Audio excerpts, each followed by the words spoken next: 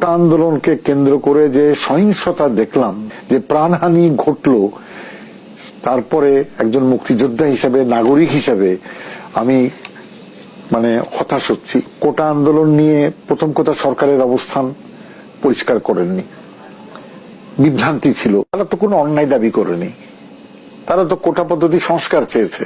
এটা তো ভাবার বিষয় একজন রাজনৈতিক কর্মী হিসেবে, যে 100 ভাগের ভিতরে 56 ভাগ কোটা, তো সেটা 50 বছরে কখনো বেড়েছে কখনো কমেছে। সুতরাং যখন ছেলেরা এই কথাটা তুললো, তখন তো একটা ভাবার কথা ছিল আমাদের। এটা ঝুলিয়ে রাখা উচিত ছিল না, আদালতের মাধ্যমে নিষ্পত্তি করার দরকার নাই।